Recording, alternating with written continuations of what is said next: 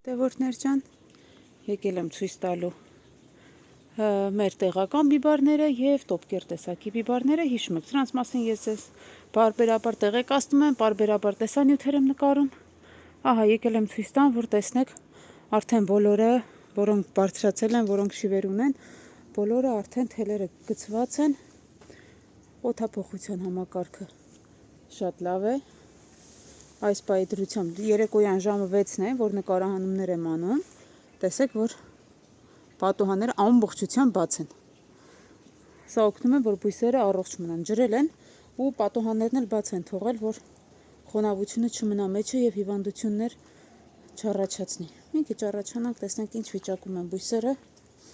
Բարբերաբար պարարտացվում է հիմա արդեն, սրսկումներն են ժամանակին կատարվում։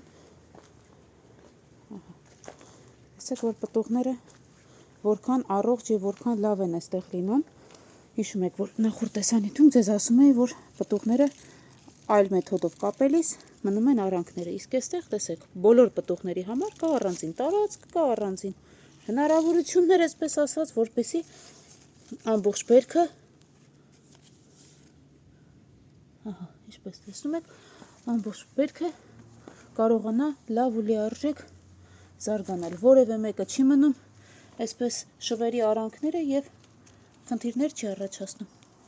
Կապել են հիմա արդեն առաջիկայում փաթաթելու աշխատանքներն են կատարելու, այսպես փաթաթվելու է ամբողջը։ Փաթաթվում է անպայման այնպես, որ այս ծաղիկները չմնան թելերի արանքը, դրանք նույնպես կարող են մնալ թելերի արանքը ու հետագայում արդեն ունենանք ճմրթված բիբարներ։ Այսպես սիրելի հետևորդներ, բիբարներին անմիջապես կից էլ մշակվում են պոմիդորներ։ Մոտավորապես 1 ամիս տարբերությամբ են դրվել։ Ահա, կարող եք տեսնել, որ իրար հետ շատ լավ աճում են։ Շատերդ կարող եք ասել, չէ, պետք չէ իրար հետ լինել, հիվանդությունների փոխանցում կարող է լինել, բայց եթե երկուսին էլ ժամանակին խնամք ես հատկացնում, որևէ խնդիր չկա։ Ահա, սա էլ տոպկեր տեսակի բիբարն է։ Հիշում եք, այս բիբարի մասին ի սկզբանե պատմել եմ ձեզ, որ շատ լավ բիբար է։ Ահա, փայլուն բիբարներ են, որոշներն արդեն լցվել են, որոշներն էլ դեռ մեծանալու տեղ ունեն։ Սրանք առաջին բիբարներն են, իհարկե կարող են նաև մի փոքր լինել իրենց ստանդարտ չափից, որովհետև բիբարի քոլերը ինքնին արդեն իսկ փոքր են։ Երբ որ քոլերը կփարթամանան, կմեծանան, արդեն հետևաբար բիբարներն էլ լավ կմեծանան։ Այսպես սիրելի հետևորդներ, դեռ ջեռուցման համակարգը ամբողջությամբ հանված չի, որովհետև լինում է նաև ցուրտ օրեր, գիշերվա ժամերին երբեմն միացվում է։ Տեսեք, երեկոյան ժամը որևէ աշխատանք չի կատարում, որքան էլ հով է, որքան էլ լավ է, երեկոյան ժամին խստիվ արգելվում է աշխատել, որովհետև բույսը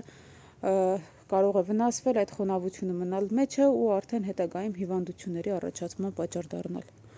Պարզապես օդերը լավ բաց եք թողնում, օդափոխությունը լավ կատարելու համար ու հետո արդեն առավոտյան կսկսեք աշխատանքները։ Այսքանը սիրելի հետևորդներ, դե ինչ, լավ մնացեք։ Հետևեք մեր տեսանյութերին, որպեսզի բաց չթողնեք նաև հաջորդ տեսանյութերը, ես ձեզ պարբերաբար կտեղեկացնեմ նաև այս ջերմատան հաջորդ ընթացքի մասին։ Դե ինչ, կհանդիպենք։